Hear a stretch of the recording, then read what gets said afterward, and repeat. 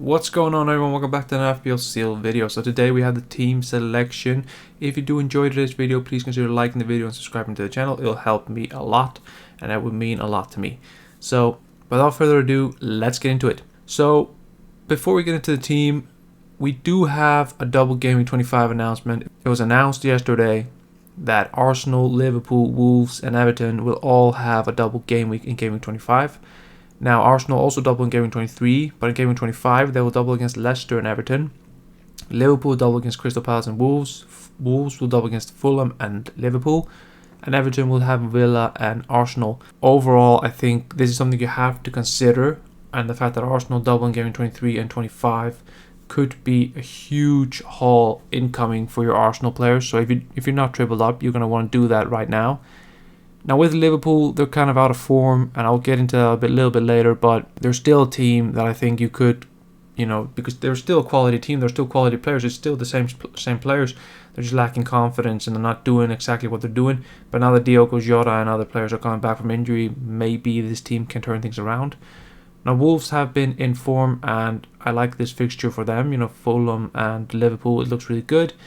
Everton looked really good under Sean Dyche against Arsenal, so maybe that is something you could be targeting. Now, the priority targets, I think Arsenal should be your number one target, so Arsenal players should be your number one target this game week. The triple up I'd go for would be Saka, Odegaard and Gabriel. The reason I left Nketiah out of there was because Jesus is nearing a return. He's going closer every day, so he could replace Eddie Nketiah at any moment.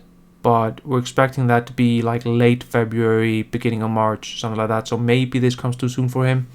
But if you're going long term with the Arsenal players, as you should, since they don't blank in 28 or anything, then you would want to look at Saka, Odegaard, and then Gabriel Magalhaes, because these guys are just nailed on in the team. Now, second, I've put Wolves second, but that is mainly because their form has been brilliant. The problem with Wolves is, though, you don't know who's going to start the games. Dawson's come in there. They still have Collins and they have Kilman. The only defender who I looked at that was kind of just nailed on to play every single minute and every single game in the Premier League is Kilman.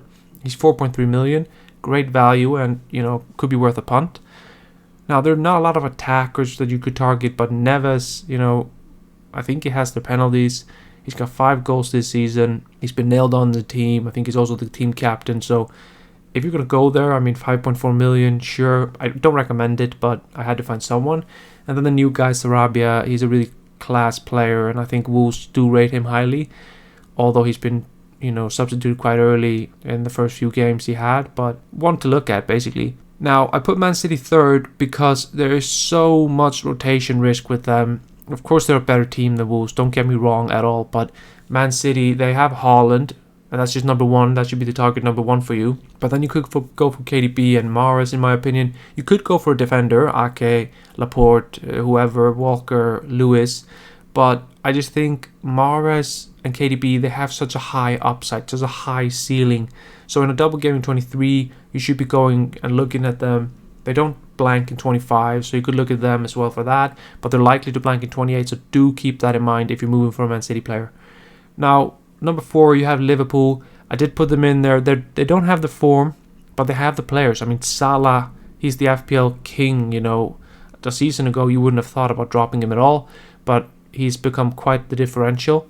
Now, Darwin, he has the stats behind him, still can't bury a single goal, and it's a huge issue. And then if you want to go for the defenders, you could go Trent, but I think I'd go Andrew Robertson, mainly because he has been more nailed on than Trent. He still has some corner duties. He has some captaincy leadership role in the team. I think he is the option I would probably look at. He's also cheaper than Trent, but I think this is up to you guys. So my team is on the screen here. This is what I have to work with. I have 2 free transfers, so I have 5.4 million in the bank. I'm looking at the team right now. I have 5 players who double, but I don't have the best players. So Martinelli, he might be a rotation risk very soon for Arsenal. I'm not sure he will be rotated this game week, but I'm also not sure I want to take the chance with it. De Bruyne and Haaland, I think surely they start both games and hopefully they deliver. So Haaland's going to be my captain. I do have a couple of issues for Game Week 25. Trippier, Botman, Rashford, Shaw and Anthony, they all blank in that game week. And of course Patterson's injured. But Anthony, the biggest flop of the season for me, never going into my team again unless he shows me something like Salah-esque. He will be leaving my team this game week. Just a spoiler alert for the transfers, but he has to leave. Man United don't have a fixture in game week 25, and he's just been really poor. Really bad decision for me to take him in. I thought it was worth the punt, really wasn't. So my transfers for this game week, it's going to be Anthony out for Mahrez. And then I'm also thinking about using my second free transfer to move out Gabriel Martinelli for Bukayo Saka. Now, the reason I want to move on to Saka instead of Ødegaard is because Saka has the penalties. He usually steps up in the big games. It's harder to mark him out. I feel it's easier to block out Ødegaard from the game and not letting him get towards the goal. And I think a lot of teams are going to target that because he is the main, the key that opens up the defenses for Arsenal. So I think personally that he will be locked out a lot more than Bukayo Saka. So I think it's worth the punt to take Saka and then possibly look at bringing in Ødegaard in the future. But for now, I think Saka is the priority. So if I do those transfers, this is what the team would look like. I'd have Arrizabalaga in goal, Trippier, Botman and White in defence. I'd have De Bruyne, Rashford, Mahrez and Saka, who would be my vice captain. I'd have Mitrovic against Nottingham Forest and then Haaland as the captain and Eddie Nketiah. On the bench, I'd have Danny Ward, Luke Shaw against Leeds, Andres Pereira against Nottingham Forest, and Patterson, who is injured.